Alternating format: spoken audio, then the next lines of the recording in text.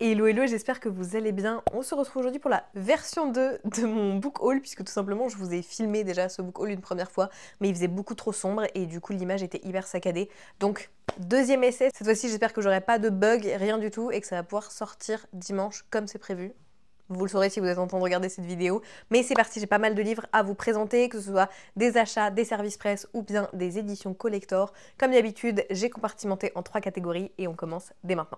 On commence par la catégorie achat, tout simplement parce que c'est la catégorie où il y en a le moins. Enfin, dans la catégorie achat, j'inclus pas les éditions collector parce qu'il y a leur propre catégorie, mais ça reste généralement des achats, sauf pour les box Fairyloot où je suis partenaire pour les mois de septembre, octobre, novembre. Pour les box Young Adult et les box Adult Only, je paye juste la Romantaisie. Mais là, on est sur mes achats d'édition classique et j'ai fait une razzia dans les thrillers parce que la période hivernale / automnale, c'est vraiment ma période favorite pour lire des thrillers. Donc du coup, j'ai craqué. J'ai acheté de nouveau Frida McFadden parce que j'ai appris que je prononçais mal son nom. C'est pas Frida McFadden, mais Frida McFadden. Je le prononce mal très régulièrement, donc si je rebute sur son nom encore une fois, désolée, mais voilà, j'en ai acheté 2, j'ai acheté The Inmate et Never Lie, et celui-ci, ça raconte l'histoire d'un couple de jeunes mariés qui recherchent la maison de leurs rêves, et ils vont aller visiter la maison d'une psychiatre de renommée mondiale, Adrienne Hale, qui a disparu sans laisser trace il y a quelques années, sauf que quand une tempête va les enfermer dans la maison, eh bien ils vont découvrir pas mal de choses, notamment Tricia, donc la femme, va découvrir une collection de transcriptions audio des sessions de Dr Hale avec ses patients, et plus Tricia écoute les cassettes, plus elle découvre le terrible enchaînement d'événements qui a mené à la disparition de la docteure. Et chaque cassette amène une nouvelle pièce du puzzle jusqu'à la grosse révélation qui arrivera peut-être trop tard. Ça a l'air trop cool, j'ai été assez déçue par le dernier Frida McFadden que j'ai lu, The Teacher, mais là j'ai vraiment pris les 2 livres de sa bibliographie qui sont les mieux notés en espérant que je les apprécie, parce que j'ai quand même beaucoup aimé La femme de ménage. Et le deuxième que j'ai pris, c'est The Inmate, qui celui-ci se passe donc, comme son nom l'indique, en prison. On y suit donc une nurse practitioner, il n'y a pas vraiment d'équivalent en français, parce que c'est l'entre-deux entre une infirmière et un médecin. Donc aux États-Unis, le nurse practitioner peut par exemple faire des prescriptions, peut faire des ordonnances. Et donc notre personnage principal est une jeune nurse practitioner qui vient tout juste de commencer dans cette prison de sécurité maximum. Elle s'appelle Brooke Sullivan et on lui a appris 3 règles essentielles: traiter tous les prisonniers avec respect, ne jamais révéler aucune information et jamais, au grand jamais, devenir trop amical avec les détenus. Mais personne ne sait que Brooke a déjà brisé les règles. Personne ne connaît sa connexion intime avec Shane Nelson, l'un des détenus les plus célèbres du pénitencier et les plus dangereux. Ils ne savent surtout pas que Shane était le high school sweetheart de Brooke, donc son amour de lycée, le quarterback star, le golden boy, qui sert maintenant une peine de prison à vie pour une série de meurtres. Mais surtout, ils ne savent pas que c'est le témoignage de Brooke qui l'a enfermé ici. Enfin, qui a permis de le faire enfermer ici plutôt. Mais Shane le sait, Shane en sait beaucoup plus et il n'oubliera jamais. Ça a l'air trop bien, pareil, j'aime trop dans ma vibe de ce que je veux lire en ce moment. Après, j'ai acheté de John Marrs, parce que vous connaissez mon amour pour John Marrs, c'est un des auteurs de thrillers un peu dystopiques que je préfère, mais il fait aussi des thrillers classiques comme ces deux-là. Et celui-ci, je l'ai lu, je l'ai adoré, il est trop bien, je l'ai lu en 24 heures, et il était trop cool, je l'ai écouté en livre audio, je vous en parlerai bien évidemment en détail dans mon bilan de lecture du mois. Mais dans celui-ci, on y suit encore une fois un jeune couple qui veut essayer d'avoir sa propre maison, parce que financièrement, ils n'arrivent pas à trouver une maison qui est dans leur budget, donc ils vivent chez les parents du marié, mais là, ils ont l'opportunité de faire une offre sur une maison qui va être acceptée, sauf que quand ils arrivent là-bas, ils se rendent compte que la maison elle est un peu chelou, et très vite, ils vont faire une découverte assez macabre dans le grenier, en même temps que Mia, notre personnage principal, qui pensait ne jamais pouvoir tomber enceinte, arrive à tomber enceinte, donc elle va devoir gérer ces découvertes macabres avec sa grossesse et la naissance d'un enfant. J'ai trop aimé, je vous en parle plus en détail dans mon bilan lecture. Et le dernier John Marrs que j'ai pris, c'est celui-ci, What Lies Between Us. On y suit encore une fois 2 personnages, le personnage de Nina et le personnage de Maggie. C'est écrit: Nina ne pardonnera jamais Maggie pour ce qu'elle a fait et elle ne lui permettra jamais de partir. Ils disent que toutes les maisons ont leurs secrets, et la maison que Maggie et Nina partagent depuis longtemps n'est pas différente, sauf que leurs secrets ne sont pas enterrés dans le passé. Chaque soir, Maggie et Nina mangent ensemble, et quand elles ont terminé, Nina aide Maggie à remonter dans sa chambre, dans le grenier, derrière la grosse chaîne qui l'enferme ici. Parce que Maggie a fait des choses que Nina ne pourra jamais lui pardonner, et maintenant, elle en paye le prix. Mais il y a des choses à propos du passé que Nina ne connaît pas, et Maggie a bien l'intention de garder ça comme ça, même si ça doit la tuer. Parce que dans cette maison, la vérité est plus dangereuse que les mensonges. Ah, le résumé donne trop envie, c'est probablement ma prochaine lecture audio. Celui-ci, je vous en ai déjà parlé à plein de reprises, A Song to Drown Rivers, je l'avais adoré, du coup je l'ai acheté en édition papier parce que je l'avais lu en numérique, parce que j'avais eu un arc sur NetGalley et je le voulais dans ma bibliothèque, donc obligé de craquer de Han Yang. Han Yang est surtout connue pour sa romance, mais elle s'est lancée dans la fantasy fiction historique et c'est trop bien.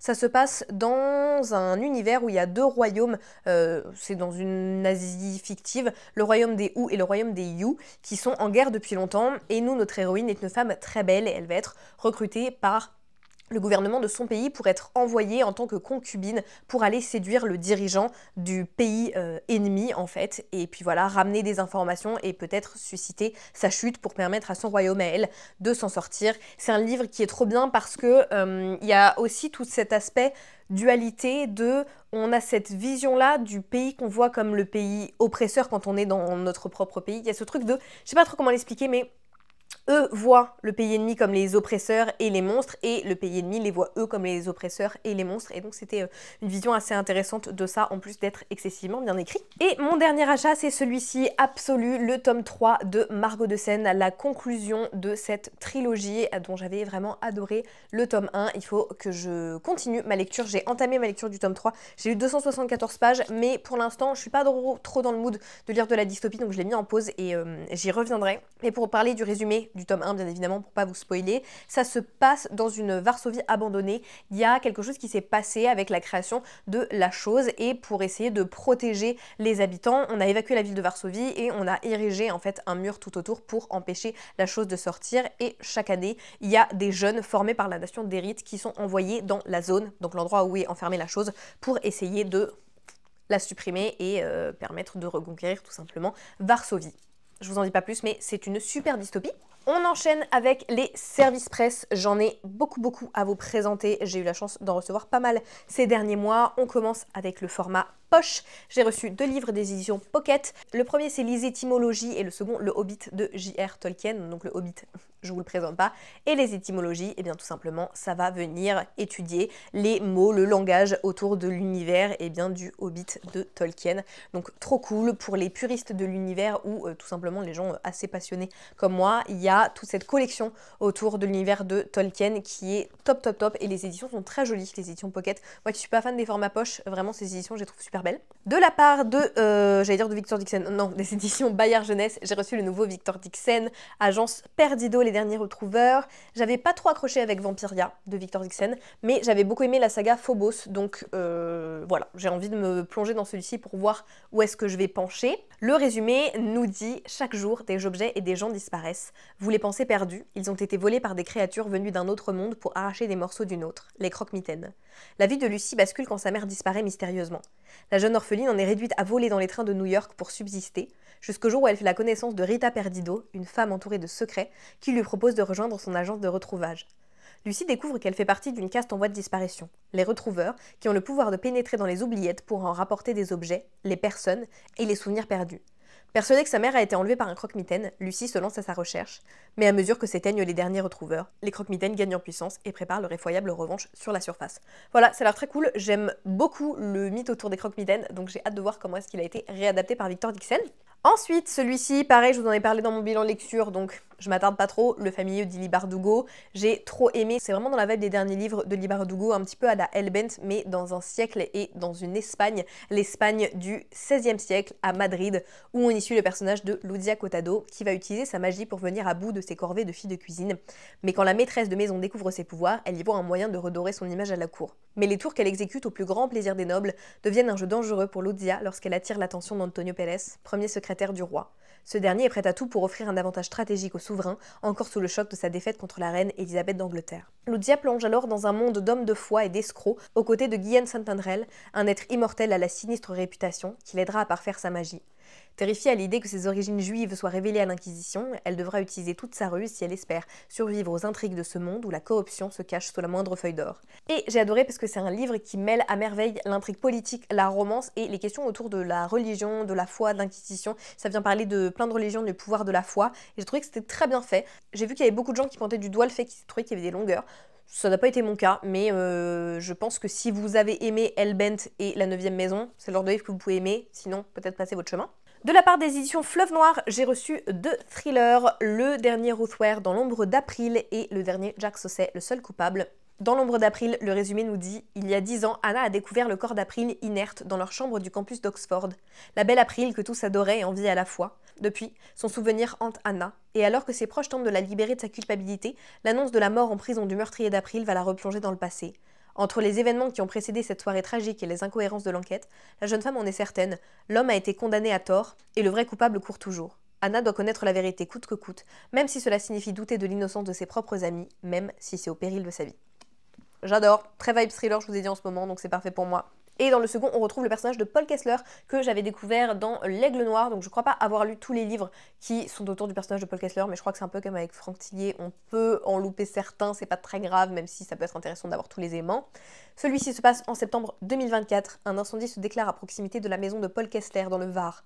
Au bout de 48 heures, la piste criminelle est établie et les enquêteurs identifient le responsable, une certaine Laurence Dumas, qui réside dans le Rhône, à plus de 300 km de là. Immédiatement, la mémoire de l'ancien commandant de police le ramène à une affaire qu'il a traitée 10 ans plus tôt. En effet, cette femme est la mère de Margot, une jeune fille retrouvée assassinée près de Lyon en 2014. À l'époque, les investigations de son équipe ont conduit à l'inculpation de l'ex-petite amie de la victime. Mais toutes les certitudes de Kessler vont voler en éclats face à la colère et au doute de Laurence Dumas. Une question le glace alors le sang, a-t-il pu commettre une erreur? Point commun entre les deux, une personne aurait-elle été inculpée à tort? Ensuite, de la part des éditions Pocket Jeunesse, j'ai reçu celui-ci, Ilos le tome 2. Alors je vous avoue que je l'avais pas demandé en service presse, tout simplement parce que j'avais bien aimé le tome 1 mais sans plus. J'avais pas particulièrement envie de lire la suite, tout simplement parce que j'ai trop de livres à lire, donc je suis obligée de faire une sélection. Il me l'a envoyé quand même, donc à voir si je me motive à lire ou si je le mets en boîte à livres, parce que voilà, on verra. Si c'est pour qu'il traîne dans ma palle pendant super longtemps parce que j'ai pas la motivation de le lire, ça ne sert à rien. De la part des éditions Lumen, j'ai reçu cette magnifique édition collector de Galante de Vie et Schwab. C'est un livre que j'ai beaucoup aimé, et puis vous connaissez mon amour pour Vie et Schwab, qui est une de mes autrices préférées, donc je suis ravie d'avoir pu recevoir un exemplaire de cette édition collector, qui est sublime. C'est une relure comme ça en faux cuir que je trouve absolument incroyable, vraiment elle est trop belle. Et dans ce livre, on y suit le personnage d'Olivia, qui est une jeune fille muette, une orpheline, qui ne peut pas parler, qui est dans un orphelinat. Elle a du mal à se lier avec les autres enfants, tout simplement parce que ne pouvant pas parler, ça met une grosse barrière, et aussi elle a la possibilité de voir des choses que d'autres ne voient pas. La seule chose qui lui reste de sa mère aujourd'hui décédée, c'est une note qui lui dit « Tu seras à l'abri tant que tu ne t'approcheras pas de Galante », mais plot twist, son oncle, qui vient de Galante, contacte l'orphelinat pour lui dire « Bah voilà, j'aimerais bien récupérer Olivia, qu'elle vienne vivre chez moi à Galante », ce qu'elle va faire, et Olivia va découvrir qu'il y a des choses bizarres à Galante. Le mur de la propriété est assez sombre, il y a une atmosphère bizarre autour, les gens de la propriété s'en approchent pas trop, mais elle au contraire elle est plutôt attirée.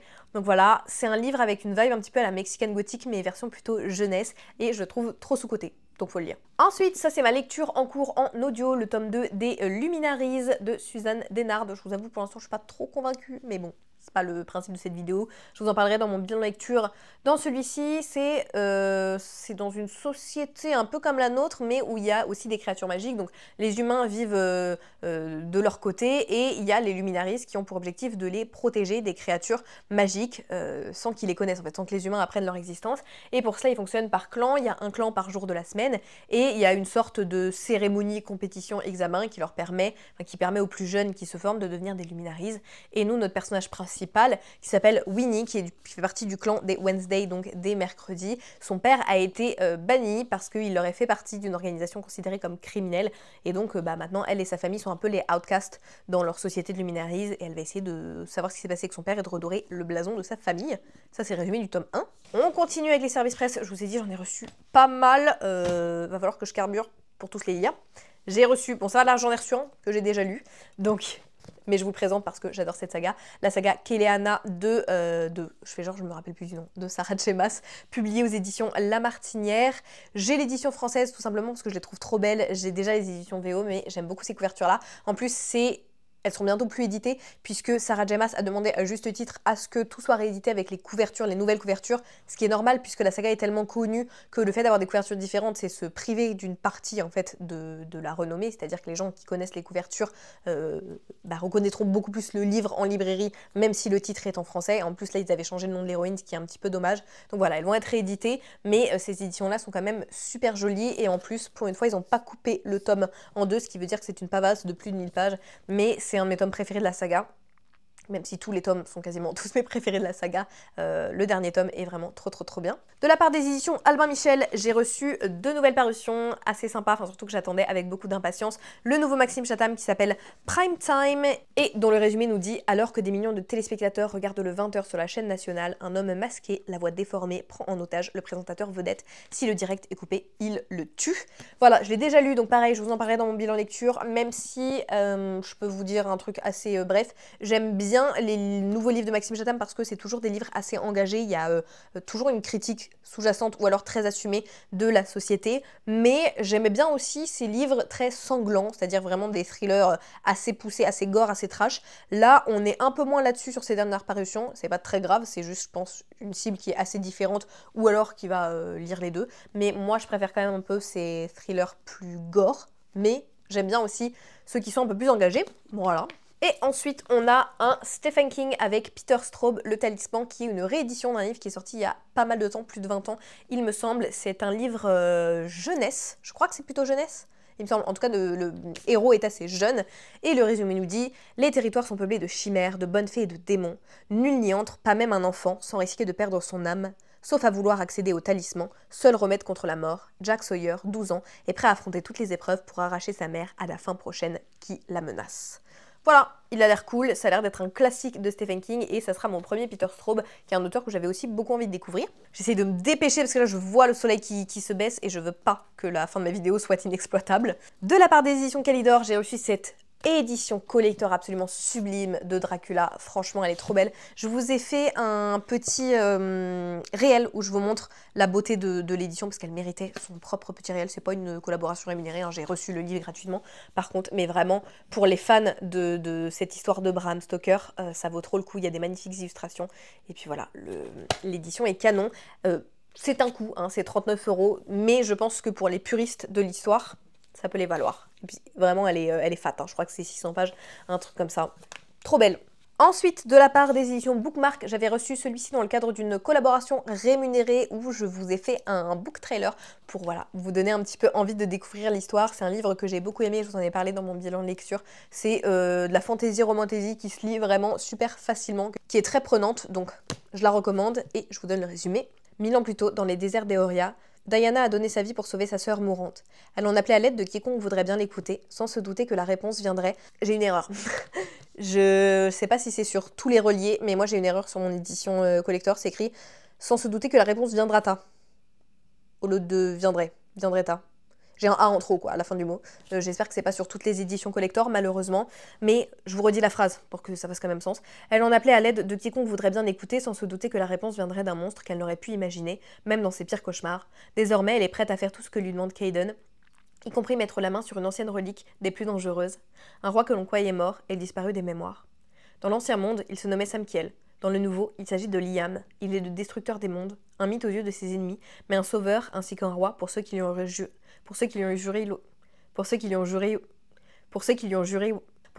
juré loyauté. Après la guerre des dieux, il a rejeté sa couronne et ses responsabilités, jusqu'au jour où il se retrouve à nouveau dans le collimateur d'un ennemi qu'il pensait emprisonner depuis une éternité.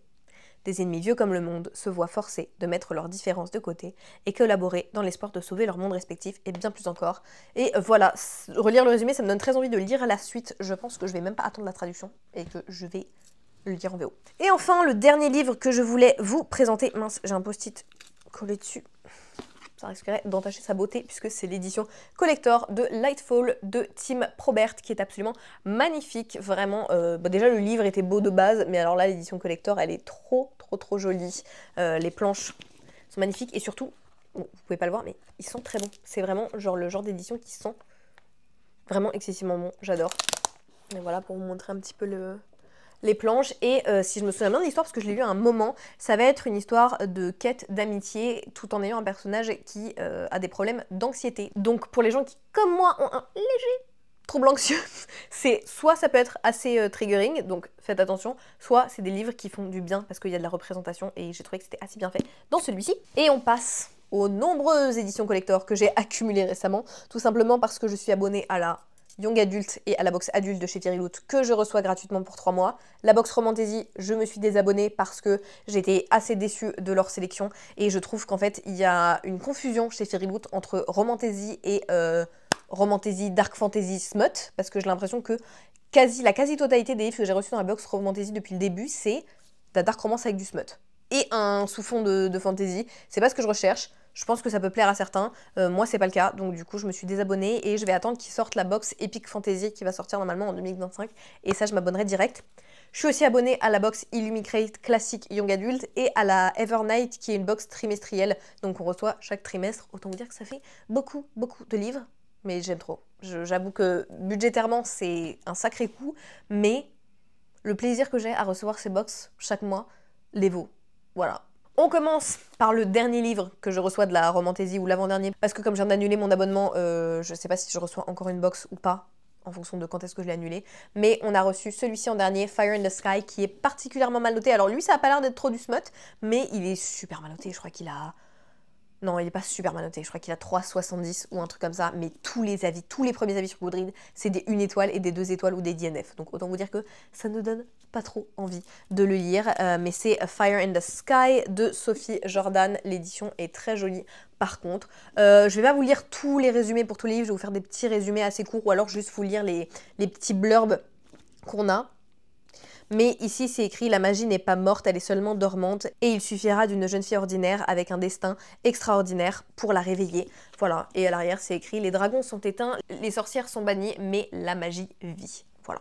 Mais il n'est pas très bien noté, ce qui est dommage. Ensuite, The Dagger and the Flame. Celui-ci, je l'ai commencé en audio et j'étais trop contente tout simplement parce que les narrateurs sont des acteurs assez connus, puisque le personnage masculin est narré par Freddie Carter, aka Casebreaker dans la série Netflix, et le personnage féminin est narré par Emily Carey, aka la Alicente jeune dans House of the Dragon. Donc c'est trop cool et c'est un roman de Catherine Doyle, donc une des autrices de Twin Crowns, et ça se passe dans une ville qui s'appelle Fantôme, où il y a 2 clans qui se combattent, il y a les Cloaks et les Daggers, donc les assassins et les voleurs, et après le meurtre de sa mère, notre héroïne va aller chercher refuge auprès du clan des voleurs, et elle va être poursuivie par l'héritier du clan des assassins, qui va découvrir que la jeune fille qu'il poursuit n'est pas totalement ordinaire. Et voilà, petit Enemies to Lovers. Après, édition absolument magnifique, c'est celle-ci, édition Illuminate, je crois, Dark and Drowning Tide de Alison Saft, donc l'autrice de A Fragile Enchantment et de La chasseuse et l'alchimiste. Le chasseur et l'alchimiste, la chasseuse et l'alchimiste. À chaque fois, je me trompe. Je sais plus si c'est le chasseur ou la chasseuse. Bref, en plus j'avais beaucoup aimé ce livre, mais celui-ci a l'air trop cool. C'est Romantasy avec romance LGBT, puisqu'on y suit le personnage de Lorelai, qui est une folkloriste qui part en expédition avec 6 nobles excentriques à la recherche d'un spring, on va dire, c'est quoi, c'est une source d'eau mythique de pouvoir inconnu que le roi cherche à récupérer. Donc ils partent en expédition, sauf que dès le début il y a un petit problème puisque le leader de l'expédition, qui est aussi le mentor de Lorelai, se fait assassiner dans ses quartiers, dans le bateau, et il n'y a plus que 5 suspects, sauf que Lorelai elle fait confiance à une seule personne, c'est sa rivale académique de longtemps qui s'appelle Sylvia von Wolf et qui est absolument sublime, sinon c'est pas drôle. Et donc maintenant, Lorelai se trouve en charge de l'expédition et elle doit essayer de trouver qui a fait le coup avant qu'ils soient tous décimés les uns après les autres. Et en même temps, elle doit combattre ses émotions naissantes, ses sentiments naissants pour Sylvia, j'imagine. Après, on a celui-ci, l'avant-dernier livre de la Romantasy que j'ai lu, voilà, de Fairyloot, qui était absolument infâme. C'est un 1 étoile, je vous en parlerai dans mon bilan lecture de ce mois-ci, mais absolument terrible. Vraiment, j'ai détesté de A à Z. Il n'y a rien qui va, il y a des scènes archi problématiques de monsieur fait des trucs alors que le consentement n'est pas consenti. Hein, voilà, je rentre pas trop dans les détails pour pas vous spoiler. Mais c'est nul, c'est traduit en français d'ailleurs déjà, parce que je pense que c'était auto-édité et peut-être du coup publié en édition classique par Fairyloot, mais ils auraient mieux fait de le laisser en auto-édité, parce que franchement, c'était nul. Ensuite, ça, c'est ma lecture en cours, c'est R de Sabataïr. Alors, je me suis rendu compte, parce que je ne l'avais pas vu, je m'étais peut-être pas assez renseignée, mais en tout cas, c'était pas écrit, je crois, sur la petite lettre Fairyloot avec le résumé. Ça se passe dans l'univers d'une Bresse sous la cendre, et il y a les personnages, en fait, d'une Bresse sous la cendre. C'est, pour certains, les descendants directs des personnages d'une Bresse sous la cendre, et les personnages ça fait beaucoup de fois une bresse sous la cendre, sont toujours là dans le livre et ont des rôles aussi clés dans le livre. Donc c'est pas impératif d'avoir lu cette saga-là, mais il y a quand même des éléments importants et des personnages importants qui sont là. Pour le résumé on dit beaucoup, mais je vais juste vous dire ce que j'ai à vous dire comme ça. On y suit donc une orpheline, une outcast, donc une personne qui est en dehors de la société, un prince et un tueur ou une tueuse qui va mettre le royaume à genoux. Voilà, on y suit plusieurs personnages, on alterne entre les points de vue et pour l'instant c'est très intéressant, c'est très bien écrit. J'aime beaucoup l'univers, donc pareil, je vous en parlerai dans mon bilan lecture de ce mois-ci si je le finis à temps. Après, j'ai reçu celui-ci, An Academy for Liar de Alexis Anderson. Et celui-ci, c'est sur une jeune fille à qui on va proposer de rentrer dans le Drayton College, qui est donc une école de magie. Et donc, elle va apprendre à contrôler son pouvoir, qui est le pouvoir de la volonté. Donc, elle peut imposer sa volonté aux gens et même contrôler la matière dans certaines occurrences.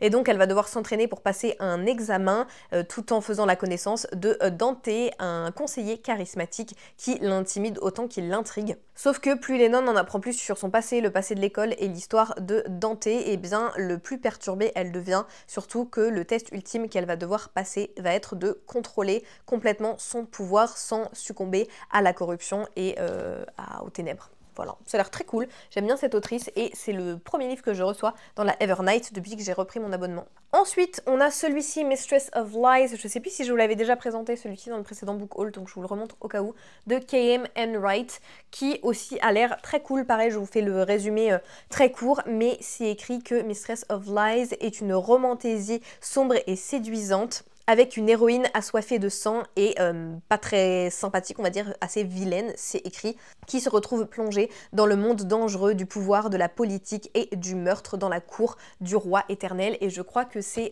du polyamour dans celui-ci.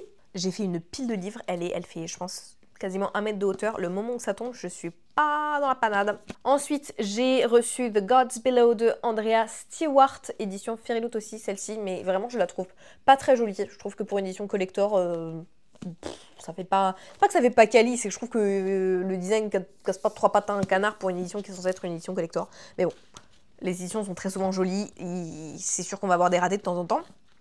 Le résumé de celui-ci nous dit qu'il y a une guerre divine qui a complètement explosé le monde et l'humanité a passé un pacte avec le dieu Cluen. En échange de gemmes magiques, et bien Cluen va restaurer le monde à sa gloire d'antan. Mais pendant que chaque terre se transforme, et bien son peuple change aussi et prend de nouvelles formes s'il arrive à survivre. Akara, elle n'a pas envie de payer un prix aussi élevé et donc pour se protéger elle-même et protéger sa sœur, et bien elle part de son village d'enfance pour la sécurité du royaume voisin, sauf que eh bien, une tragédie va frapper et elle va être forcée d'abandonner Racha à un destin inconnu. Cependant, pendant qu'Akara découvre qu'elle est capable de contrôler le pouvoir des gemmes magiques, eh bien, elle est invitée à rejoindre un plan clandestin pour détruire le pacte avec les dieux. Et pour gagner Akara à leur cause, les conspirateurs révèlent un secret assez perturbant. Racha est en vie et ils peuvent l'aider à la sauver, mais pour cela, eh bien, Akara doit s'en prendre à un dieu. L'enjeu est de taille.